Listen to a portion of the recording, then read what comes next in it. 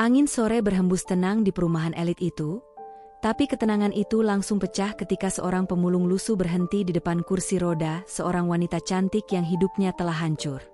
Wulan, mantan atlet nasional yang dulu disanjung negeri, kini kehilangan kaki, kehilangan semangat, bahkan kehilangan dirinya sendiri. Lelaki itu menunduk sopan. "Permisi, Nyonya, saya Arfan. Saya cuma ingin membantu."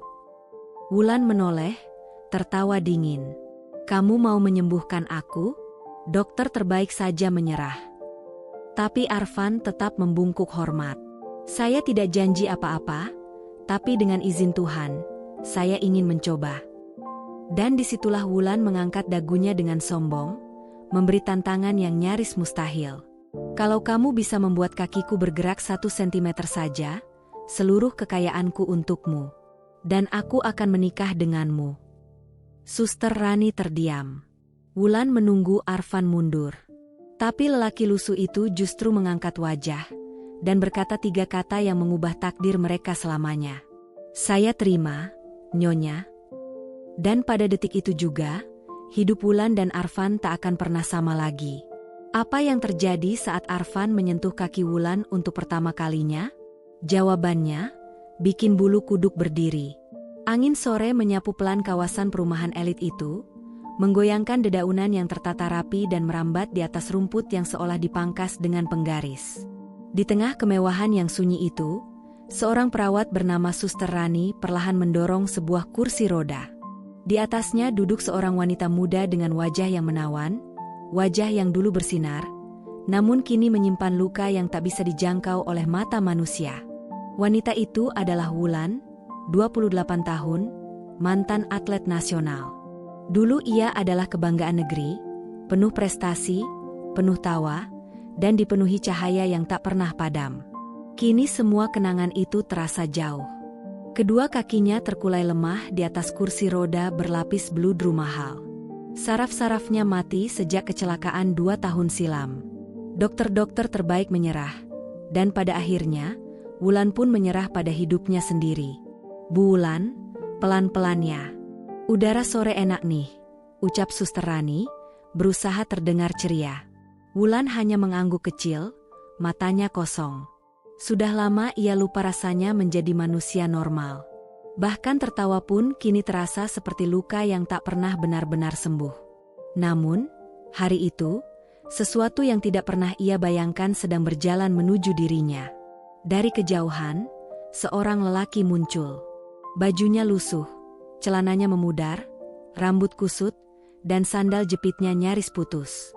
Di punggungnya tersampir sebuah karung kumal, tanda hidup keras seorang pemulung. Suster Rani spontan menegakkan tubuhnya, gelisah. Pak, jangan dekat-dekat ya," ujarnya, "hati-hati." Tapi lelaki itu tetap melangkah, bukan dengan ancaman, bukan dengan keberingasan. Tatapannya justru memancarkan ketulusan yang aneh, sulit dijelaskan. Ia berhenti beberapa langkah di depan mereka, menurunkan karungnya dengan sopan. "Permisi, Nyonya," katanya pelan. Saya ingin bicara sebentar." Wulan menoleh, memandang lelaki itu dari ujung rambut sampai ujung kaki. Wajahnya segera berubah dingin, menusuk, penuh penghinaan. "Ada apa?" tanyanya ketus, seolah kehadiran lelaki itu merusak udara yang ia hirup. Lelaki itu menunduk hormat. "Nama saya Arfan. Saya dulu tukang pijat di kampung. Saya lihat kondisi Nyonya, mungkin saya bisa bantu." Suster Rani terkekeh sinis. "Halo? Bantu pakai tangan kayak gitu?" Arfan melihat kedua tangannya, hitam oleh debu dan kerja keras. Tapi ia tetap bertahan. "Saya pernah menyembuhkan banyak orang. Kaki yang parah, saraf yang katanya mati. Saya tidak janji apa-apa, saya cuma ingin coba." Wulan menatapnya, lalu tertawa. Tawa dingin, tajam, yang mampu mematahkan keberanian siapapun. "Kamu mau menyembuhkan aku?" ulang Wulan, mengejek. Arfan mengangguk pelan. "Dengan izin Tuhan, Nyonya." Wulan mencondongkan tubuhnya, mata berubah lebih tajam, lebih angkuh. Kamu pikir dokter-dokter terbaik di Indonesia itu apa? Badut? Mereka semua menyerah. Suaranya lantang. Kakiku tidak ada harapan. Sarafku mati. Dan kamu? Ia menunjuk dada Arfan, sinis. Seorang pemulung berani bilang bisa menyembuhkan aku. Arfan menelan ludah, tetap tegak meski kata-kata itu menyakitkan. Suster Rani menambahkan, "Pak, jangan halu. Ibu Wulan bukan orang sembarangan." Tapi Arfan tetap pada niatnya. "Saya tidak ada maksud buruk. Saya tidak minta bayaran. Saya cuma ingin bantu." "Tidak minta bayaran?" Wulan mengangkat alis. "Jelas saja. Kamu bahkan tidak tahu rasanya punya uang." Arfan menunduk sebentar. Tapi suaranya tetap lembut. "Tidak apa, Nyonya hina saya, yang penting saya boleh coba." Dan itulah titik ketika Wulan benar-benar marah. "Menyentuh kakiku itu bukan hal mudah," ujarnya tajam. "Tanganmu bahkan tidak layak menyentuh roda kursi rodaku." Suster Rani mengangguk cepat. "Betul, Bu. Betul." Arfan ingin menjelaskan, namun Wulan memotongnya dengan suara sedingin bilah pisau. "Aku beri kamu tantangan." Arfan mengangkat wajah. "Tantangan?" "Ya," jawab Wulan, nadanya datar tapi penuh api. "Kalau kamu bisa membuat kakiku bergerak lagi, walau hanya 1 sentimeter saja, aku akan memberikan seluruh kekayaanku. Rumah, mobil, bisnis, semua milikku." Ia berhenti sejenak, matanya menancap ke arah Arfan. "Dan aku akan menikah denganmu." Suster Rani terperanjat. "Bu, jangan asal ngomong." Tapi Wulan hanya mengangkat tangan, menyuruhnya diam. Tatapannya tidak lepas dari lelaki lusuh itu. "Tapi kalau kamu gagal, kamu keluar dari komplek ini. Dan jangan pernah muncul lagi dalam hidupku. Mengerti?" Hening merayap. Arfan berdiri membeku, memproses setiap kata yang baru saja ia dengar. "Nyonya, saya ini harus mundur. Atau terima?" gumamnya. "Terima atau mundur?" Suara Wulan meledak. Dan pada detik itu, sesuatu dalam diri Arfan mengeras, tekad yang tidak pernah ia rencanakan. Ia mengangkat wajah, menatap langsung mata Wulan. "Saya terima." Suster Rani menutup mulut, kaget. Wulan pun terdiam sejenak, tidak menyangka lelaki itu berani. Namun perlahan bibirnya melengkung dalam senyum tipis. Senyum yang tidak membawa kebaikan bagi siapapun. "Bagus," katanya pelan. "Bersiaplah. Hidupmu akan berubah, entah menjadi lebih baik, atau lebih hancur dari sebelumnya." Dan dari titik itulah, takdir mulai menulis bab baru. Bab yang tidak pernah Wulan bayangkan, dan tidak pernah Arfan impikan. Malam merayap turun pelan di perumahan elit itu. Lampu-lampu taman menyala lembut, membuat segala sudut terlihat damai, terlalu damai untuk sebuah keputusan gila yang baru saja diucapkan.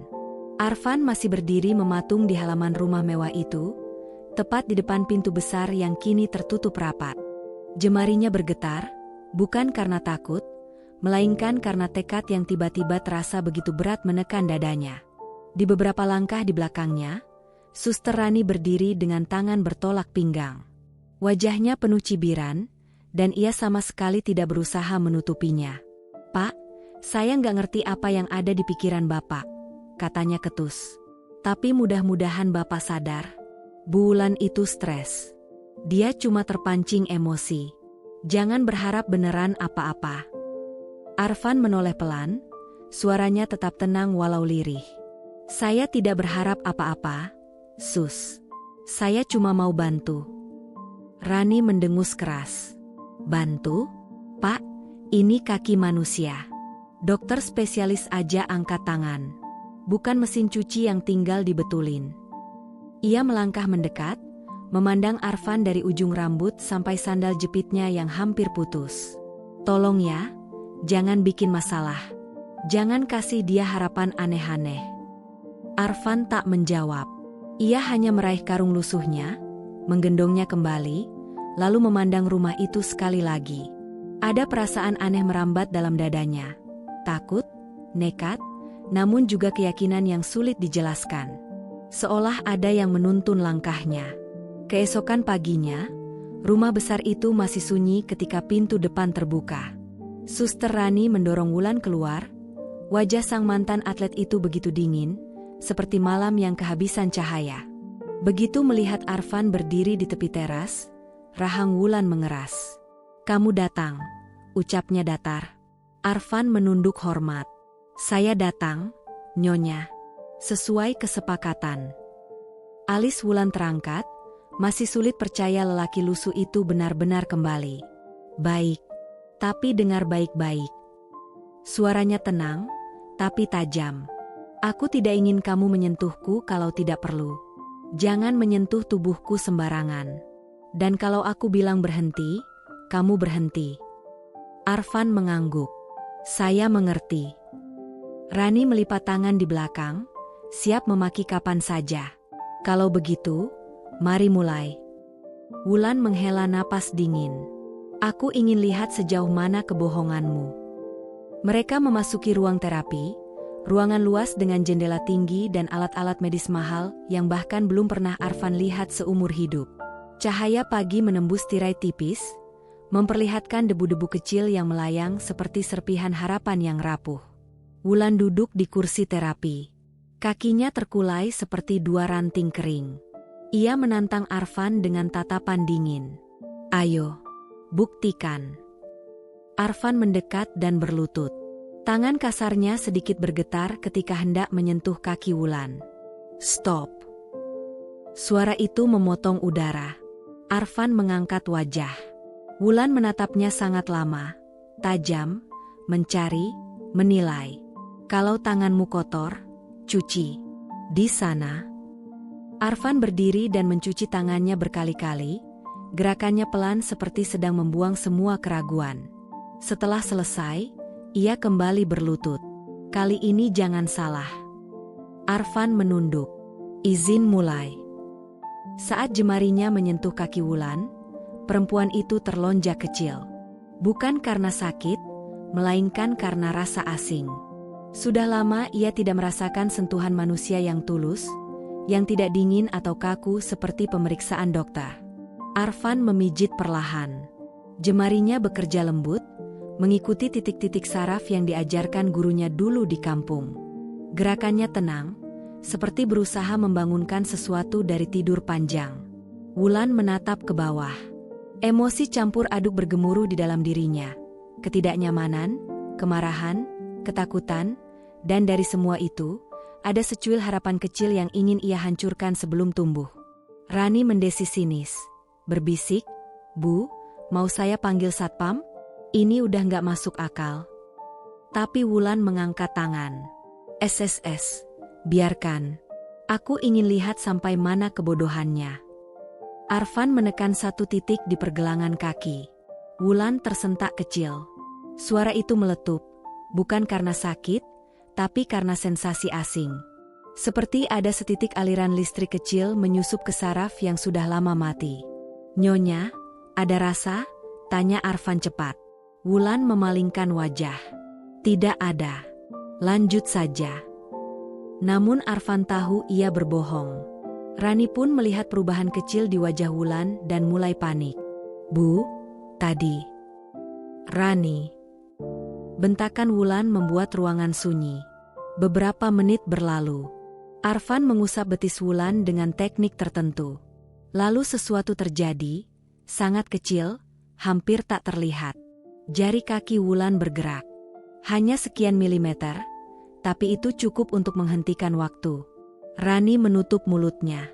"Bu, jari kaki ibu." Wulan membeku.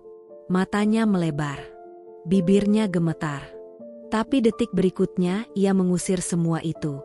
"Tidak, itu cuma refleks. Itu tidak ada artinya." Teriaknya, suaranya bergetar bukan karena marah, tapi takut. Arfan menunduk. "Saya tidak bilang apa-apa, Nyonya. Saya cuma mencoba."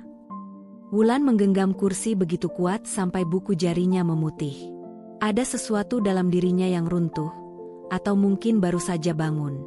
"Cukup untuk hari ini, teriaknya. Keluar. Arfan berdiri perlahan. Tidak tersinggung. Tidak kecewa. Ia hanya menunduk sopan. Baik, Nyonya, saya akan kembali besok. Kalau Nyonya izinkan. Wulan memalingkan wajah, menelan emosi yang nyaris pecah. Keluar, ucapnya lirih, hampir tidak terdengar. Arfan menunduk sopan, berjalan pergi dengan langkah pelan. Begitu pintu menutup, dunia seakan merapuh. Wulan membungkuk, menutup wajahnya dengan kedua tangan. Suster Rani langsung panik dan berlari mendekat. Bu Wulan, kenapa? Ibu menangis? Wulan terseduh, suara patah keluar dari tenggorokannya. Aku takut.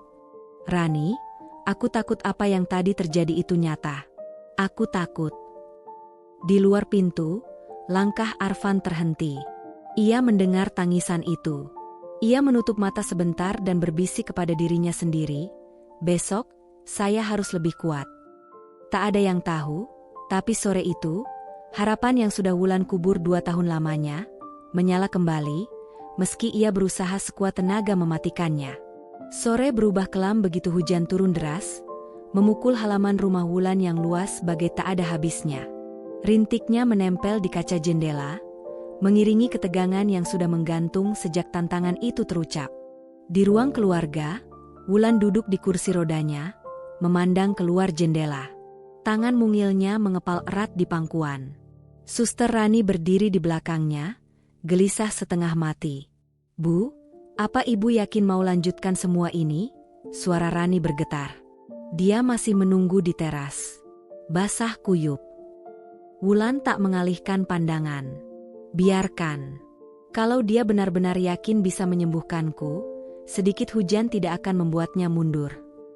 Nada suaranya dingin, tapi ketakutan kecil yang bersembunyi di baliknya tak bisa ia sembunyikan. Sejak Arfan menyentuh kakinya, ada sesuatu yang berubah. Sebuah rasa hangat, lembut, aneh, dan menyebalkan. Sesuatu yang mengguncang dinding keras yang ia bangun selama 2 tahun terakhir. Panggil dia masuk, ucap Wulan akhirnya, tanpa menoleh. Beberapa detik kemudian, Arfan masuk. Pakaiannya basah menempel erat, rambutnya meneteskan air ke lantai marmer. Namun ia tetap berdiri tegak, sopan, hormat. Nyonya, suaranya pelan. Maaf kalau saya menunggu terlalu lama. Wulan melirik tajam. Kalau takut hujan, tadi kamu sudah pulang. Arfan tersenyum kecil. Saya tidak takut pada hujan, Nyonya. Yang saya takutkan cuma satu. Wulan mengangkat alis. Apa? Tidak bisa menolong Anda. Ucapan itu sederhana, tapi justru membuat dada Wulan serasa diremas sesuatu yang tak ia kenali. Suster Rani masuk membawa handuk dan selimut, namun Wulan mengangkat tangan cepat. Sudah, langsung mulai. Arfan melangkah mendekat. Ia berlutut di hadapan Wulan, begitu pelan, begitu hati-hati, seperti seseorang yang sedang menghormati sesuatu yang rentan. Tangannya terulur, lalu berhenti. Nyonya, boleh saya mulai? Sentuh saja. Aku tidak takut. Itu bohong. Tapi Wulan tidak mau terlihat lemah di hadapan siapapun. Apalagi pria lusuh yang bahkan tidak seharusnya punya kesempatan membuatnya berdebar. Arfan akhirnya menyentuhkan tangannya ke betis Wulan. Hangat, tidak kasar. Tidak seperti pijatan dokter terapi atau gerakan profesional yang mekanis. Ada sesuatu yang berbeda, dan Wulan menahan napas tanpa sadar. Arfan mulai menekan beberapa titik saraf. Gerakannya pelan, terukur. Wulan memejamkan mata, not karena percaya, namun karena sensasi aneh itu muncul lagi. Seperti ada aliran kecil merayap naik, mencari jalannya di saraf yang sudah lama dianggap mati. Arfan, suara Wulan melemah tanpa ia sadari. Apa yang kamu lakukan? Saya cuma mengalirkan energi tubuh, Nyonya. Kalau saraf Anda masih punya respon kecil, saya akan merasakannya. Suster Rani mengawasi dengan waspada, namun kali ini ia tidak berani menyela. Suasana sunyi. Lalu tiba-tiba, jemari Arfan berhenti. Nyonya, bisiknya dengan mata melebar. Saya merasa sesuatu. Wulan langsung membuka mata. Apa maksudmu? Arfan menatap kaki Wulan, lalu menatap wajahnya lagi. Nafasnya naik turun. Kaki Anda bergerak, sedikit. Sangat kecil. Tapi saya merasakannya. Suster Rani menutup mulut. Bu, barusan, saya juga lihat. Wulan membeku. Air matanya tiba-tiba muncul, namun ia cepat menghapusnya. Kau, yakin? Arfan mengangguk mantap. Sangat yakin, Nyonya. Wulan menahan gelombang emosi yang menghantam dadanya. Ulangi, perintahnya cepat. Kalau benar, aku mau lihat sendiri. Arfan mengangguk dan kembali memegang betis Wulan. Ia menekan titik saraf di sisi dalam. Saat itu, Wulan merasakannya lagi, aliran hangat merambat naik. Dan getaran halus di kaki kirinya. Sangat kecil, seperti sayap kupu-kupu menyentuh kulit. Suster Rani terperangah. Bu, itu tadi, saya lihat lagi. Wulan menunduk, menatap kakinya yang selama 2 tahun tidak pernah memberi tanda kehidupan. Matanya berkaca-kaca, dipenuhi ketakutan dan harapan yang saling bertabrakan. Arfan, itu tadi ya? Suaranya bergetar. Arfan mengangguk lembut. Itu artinya saraf Anda belum mati total, Nyonya. Wulan memejamkan mata. Seluruh tubuhnya bergetar. 2 tahun. 2 tahun ia tidak merasakan apapun. 2 tahun ia kehilangan hidupnya. Dan seorang pemulung, hanya dengan tangan kasar dan pakaian lusuh, mampu membuat kakinya bergerak. Wulan terisak pelan. Kenapa? Kenapa bisa kamu? Kenapa bukan dokter? Arfan tersenyum tipis. Senyum yang tidak angkuh, tidak sombong, hanya tulus. Mungkin karena saya tidak hanya menyentuh kaki Anda, tapi juga hatinya. Wulan terdiam. Terpaku. Kalimat itu menusuk lebih dalam dari yang ia kira. Suster Rani hampir memarahi Arfan, tapi Wulan mengangkat tangan, memintanya diam. Untuk pertama kalinya, Wulan menatap Arfan bukan sebagai pemulung, bukan sebagai orang hina, tapi sebagai seseorang yang membawa cahaya kecil ke dalam kegelapan hidupnya. Dan keheningan panjang memenuhi seluruh ruangan, seolah dunia berhenti sejenak. Akhirnya, Wulan membuka suara. Pelan. Hampir seperti bisikan yang takut terdengar oleh udara. Arfan, jangan berhenti. Apapun yang kamu lakukan barusan, lanjutkan. Arfan mengangguk, dan di luar ruangan hujan turun semakin deras, seolah ikut menegaskan momen itu. Di dalam rumah mewah yang dingin dan sunyi, dimulailah sesi pengobatan pertama yang benar-benar mengguncang semua orang yang menyaksikannya. Untuk pertama kalinya dalam 2 tahun, Wulan merasakan secercah harapan, harapan yang sudah ia kubur begitu dalam hingga ia sendiri lupa rasanya. Dan di sisi lain, Arfan mulai paham bahwa tantangan ini tidak lagi sekadar soal menyembuhkan kaki, tapi tentang 2 hati yang diam-diam bergerak mendekat, tanpa rencana, tanpa disadari. Malam turun perlahan di kawasan elit itu, tapi tidak ada ketenangan. Lampu-lampu taman memantulkan cahaya lembut yang justru memperlihatkan betapa pucatnya wajah Wulan. Sementara itu, Arfan duduk di sudut ruang tamu, ruangan yang terlalu mewah untuk seseorang dengan sandal jepit yang hampir putus. Suster Rani berdiri sambil memeluk lengannya sendiri, gelisah sejak sore tadi, sejak momen di mana jari kaki Wulan bergerak untuk pertama kalinya. Tidak ada yang tahu harus berkata apa. Bahkan Wulan sendiri belum bicara banyak. Tatapannya kosong, bukan karena tidak percaya, melainkan karena ia takut untuk percaya. Bu, mau minum dulu? Tanya Suster Rani hati-hati. Tidak ada jawaban. Wulan hanya menatap kedua lututnya, yang selama 2 tahun terakhir tidak lebih dari beban mati yang selalu dia bawa. Ia mengangkat tangannya perlahan, menyentuh betisnya.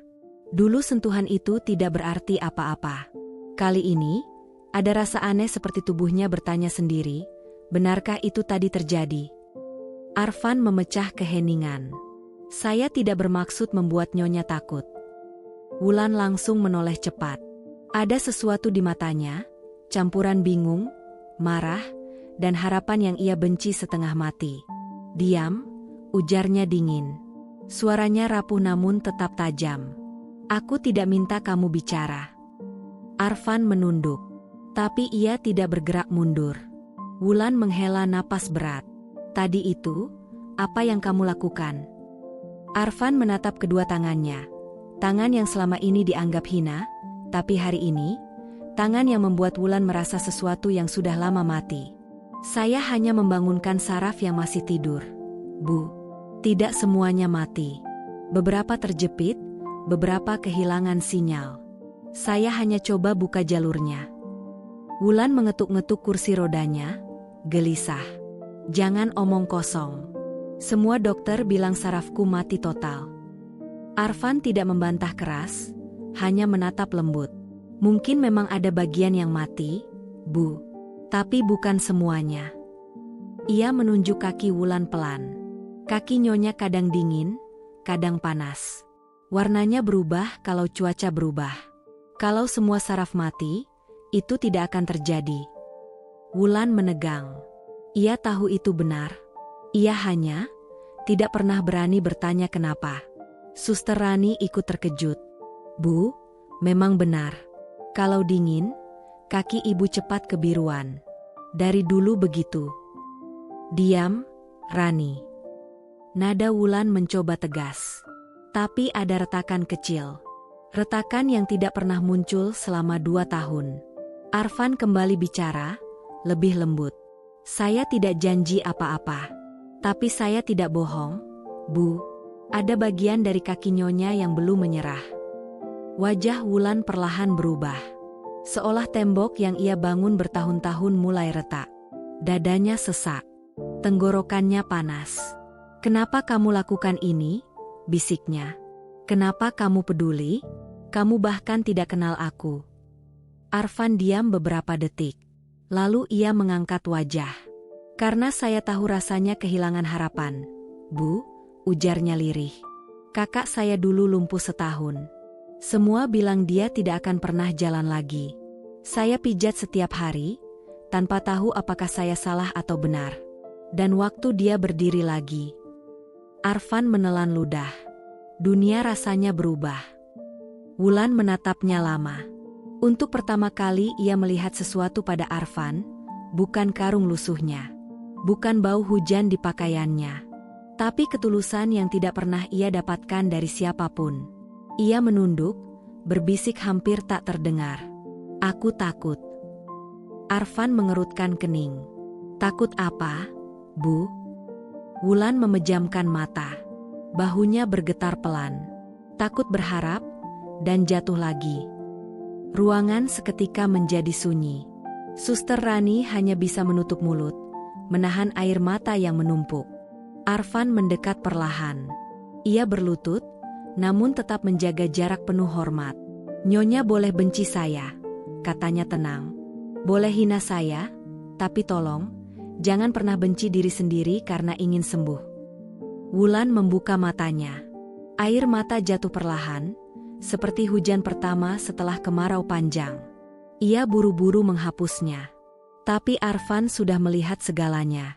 "Ini baru permulaan, Bu," lanjut Arfan. "Saya tidak paksa nyonya percaya. Tapi saya mohon, izinkan saya mencoba lagi besok." Keheningan menggantung panjang. Wulan memandang kedua kakinya lama, kaki yang dulu membawanya meraih medali, membawanya berdiri di podium-podium besar, dan kini hanya mengingatkannya pada kehancuran. Ia menarik napas dalam. "Besok datang lagi," katanya serak. Arfan mengangguk dalam. Suster Rani terkejut kecil. Wulan melanjutkan, suaranya tegas namun bergetar. "Tapi ingat, kalau kamu gagal, aku pastikan hidupmu tidak akan pernah sama lagi." Arfan tersenyum tipis. Bukan senyum kemenangan, tetapi senyum seseorang yang siap menghadapi badai sebesar apapun. "Saya siap, Bu." Dan malam itu, ketika Wulan kembali ke kamarnya, ia tidak tidur. Karena untuk pertama kalinya dalam 2 tahun, ia merasakan sesuatu yang lebih menakutkan daripada rasa sakit. Harapan. harapan yang bisa menyelamatkannya, atau menghancurkan hatinya jauh lebih dalam dari sebelumnya. Hujan malam itu turun begitu deras, menghantam kaca rumah mewah milik Wulan seperti ribuan jarum tajam. Angin mengguncang pepohonan, dan kilatan petir sesekali menerangi halaman luas yang biasanya tampak megah, namun malam itu berubah menjadi panggung takdir yang mencekam. Di dalam ruang keluarga yang remang-remang, Wulan duduk di kursi rodanya. Nafasnya tersengal, matanya sembab, tangannya terus bergetar. Sejak siang, kakinya terasa panas, kesemutan, dan nyeri, sensasi yang selama 2 tahun terakhir tidak pernah hadir. Ia takut, ia berharap, ia marah, ia bingung. Semua emosi itu bertubrukan menjadi badai yang lebih besar dari hujan yang mengamuk di luar. Tiba-tiba pintu depan terbuka. Arfan masuk dalam keadaan basah kuyup, menunduk sambil membawa sebuah kotak kayu kecil berisi minyak dan ramuan herbal buatannya. Suster Rani mengikuti di belakangnya, sama paniknya. "Pak Arfan, kenapa nekat hujan-hujanan? Itu berbahaya," seru Rani. Namun Arfan tidak merespons. Pandangannya langsung tertuju pada Wulan. "Kamu?" Wulan menggertakkan gigi, suaranya tajam. "Kenapa datang lagi?" Arfan berjalan mendekat, lalu berlutut persis di hadapan Wulan, seperti saat pertama kali ia mengetuk pintu rumah ini. "Saya merasa ada yang berubah, Bu." Kaki ibu bereaksi. Itu tandanya sarafnya mulai bangun. Wulan tersentak keras. "Tutup mulutmu," teriaknya, air matanya jatuh tanpa bisa ia tahan. "Jangan buat aku berharap pada hal yang mungkin cuma kebetulan." Ia membalikkan wajah, menutupinya dengan tangan gemetar. Tetapi Arfan tetap menunduk hormat. "Saya tahu ibu takut. Tapi izinkan saya satu kali lagi, malam ini. Saya sangat yakin ini yang terakhir."